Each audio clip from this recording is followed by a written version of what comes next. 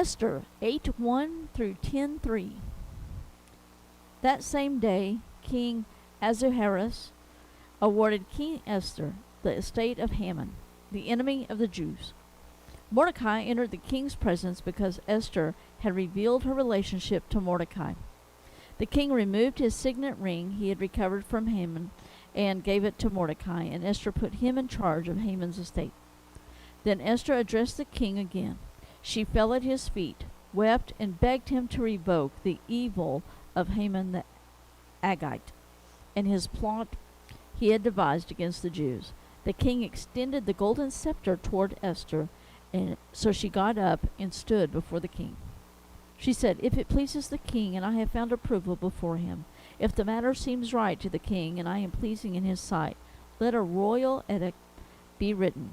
Let it revoke the documents the scheming Haman, son of Hammedatha the Agagite, wrote to destroy the Jews who reside in all the king's provinces.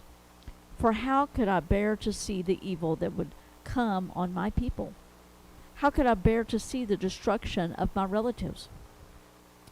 King Ahasuerus said to Esther the queen and to Mordecai the Jew, "Look, I have given Haman's estate to Esther, and he was hanged on the gallows because he attacked the Jews. You may write in the king's name whatever pleases you concerning the Jews, and seal it with the royal signet ring." A document written in the king's name and sealed with the royal signet ring cannot be revoked. On the 23rd day of the 3rd month, that is the month Sivan, the royal scribes were summoned. Everything was written exactly as Mordecai ordered for the Jews, to the satraps, the governors, and the officials of the 127 provinces from India to Cush. The edict was written for each province in its own script, for each ethnic group in its own language, and to the Jews in their own script and language.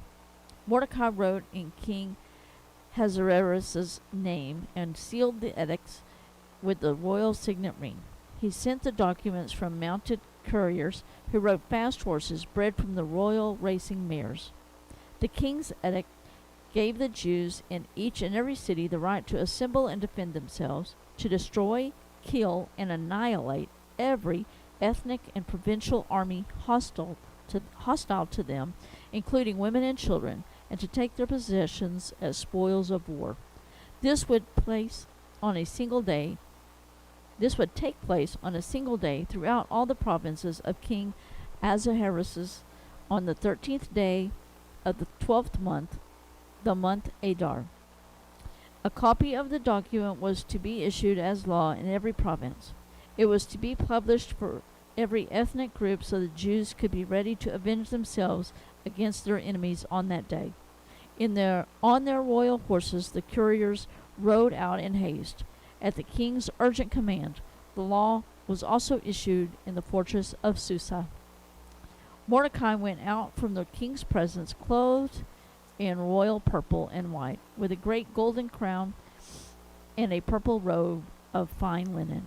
The city of Susa shouted and rejoiced, and the Jews celebrated with gladness, joy, and honor. In every province and every city, wherever the king's command and his law reached, rejoicing and jubilation took place among the Jews. There was a celebration and a holiday, and many of the ethnic groups of the land professed themselves to be Jews because fear of the Jews had overcome them. Chapter 9. The king's command and law went into effect on the 13th day of the 12th month, the month Adar. On the day when the Jews' enemies had hoped to overpower them, just the opposite happened. The Jews overpowered those who hated them. In each of King Ahasuerus' provinces, the Jews assembled in their cities to attack those who intended to harm them. Not a single person could withstand them. Terror of them fell on every nationality.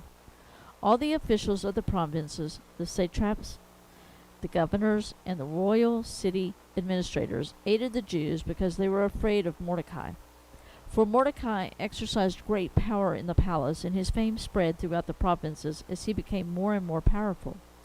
The Jews put all their enemies to the sword, killing and destroying them. They did what they pleased to those who hated them. In the fortress of Susa, the Jews killed and destroyed 500 men, including Parshandatha, Dalphon, Aspatha, Porotha, Adaliah, Aridatha, Parmashta, Arasiah, Aradai, and Bezatha. They killed these 10 sons of Haman, son of Hammedatha, the enemy of the Jews. However, they did not seize any plunder. On that day, the number of people killed in the fortress of Susa was reported to the king. The king said to Queen Esther, "In the fortress of Susa, the Jews have killed and destroyed 500 men, including Haman's 10 sons. What have they done in the rest of the royal provinces? Whatever you ask will be given to you. Whatever you seek will also be done." Esther answered, "If it pleases the king, may the Jews who are in Susa also have tomorrow to carry out today's law, and may the bodies of Haman's 10 sons be hung on the gallows." The king gave the orders for this to be done, so a law was announced in Susa, and they hung the bodies of Haman's 10 sons. The Jews in Susa assembled again on the 14th day of the month of Adar, and killed 300 men in Susa, but they did not seize any plunder.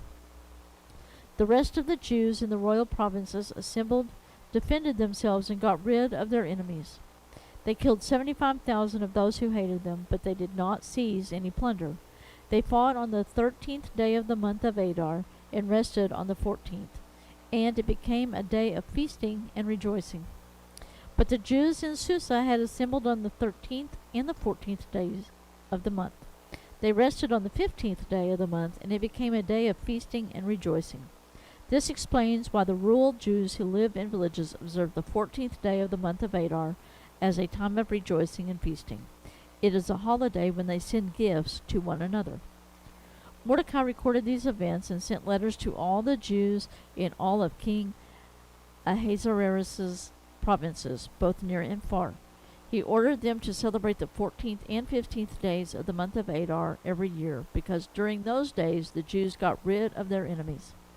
That was the month when their sorrow was turned into rejoicing and their mourning into a holiday. They were to be days of feasting, rejoicing, and of sending gifts to one another and the poor. So the Jews agreed to continue the practice they had begun, as Mordecai had written them to do. For Haman, son of Hammedatha the Agagite, and the enemy of all the Jews, had plotted against the Jews to destroy them. He cast the pur, that is the lot, to crush and destroy them. But when the matter was brought before the king, he commanded by letter that the evil plan Haman had devised against the Jews return on his own head, and that he should be hanged with his sons on the gallows. For this reason the days are called Purim, from the word pure. Because of all the instructions in this letter, as well as what they had witnessed and what had happened to them, the Jews bound themselves, their descendants and all who joined with them, to a commitment they would not fail to celebrate these 2 days each and every year according to the written instructions and according to the time appointed. These days are remembered and celebrated by every generation, family, province, and city, so that these days of Purim will not lose their significance in Jewish life, and their memory will not fade from their descendants. Queen Esther, daughter of Abihail, along with Mordecai the Jew, wrote this second letter with full authority to confirm the letter about Purim.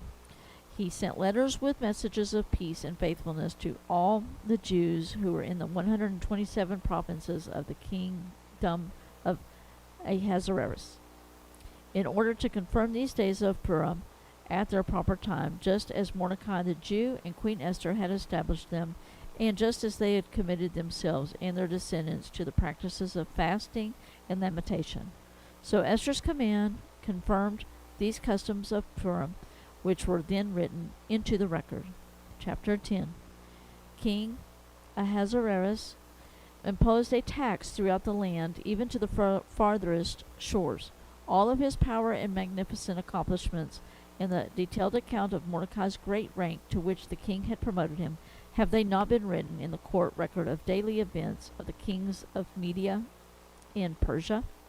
Mordecai the Jew was second only to King Ahasuerus.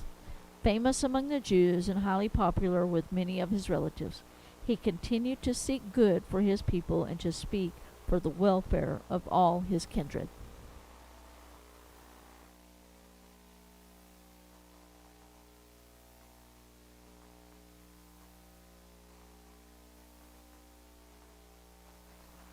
First Corinthians 12:27 through 13:13.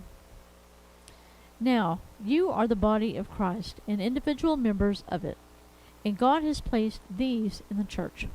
First apostles, second prophets, third teachers, next miracles, then gifts of healing, helping, managing, various kinds of languages. Are all apostles? Are all prophets? Are all teachers? Do all do miracles?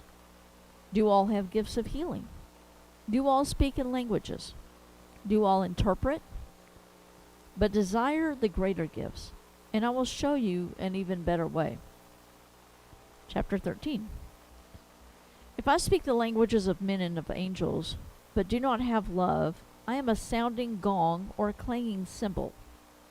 If I have the gift of prophecy and understand all mysteries and all knowledge, and if I have all faith so that I can move mountains, but do not have love, I am nothing. And if I donate all my goods to feed the poor, and if I give my body to be burned, but do not have love, I gain nothing. Love is patient. Love is kind. Love does not envy. Is not boastful. Is not conceited. Does not act improperly. Is not selfish. Is not provoked. Does not keep a record of wrongs.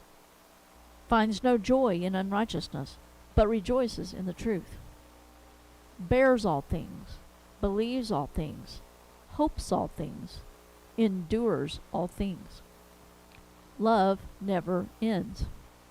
But as for prophecies, they will come to an end. As for languages, they will cease. As for knowledge, it will come to an end. For we know in part, and we prophesy in part.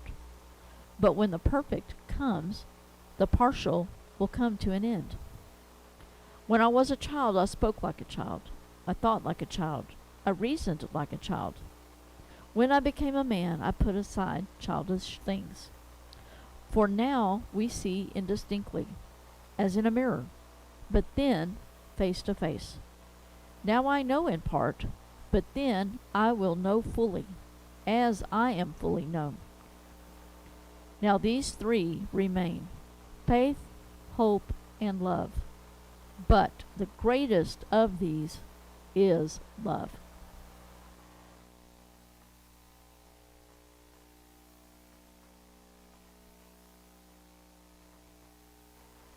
Proverbs 21:23 through 24.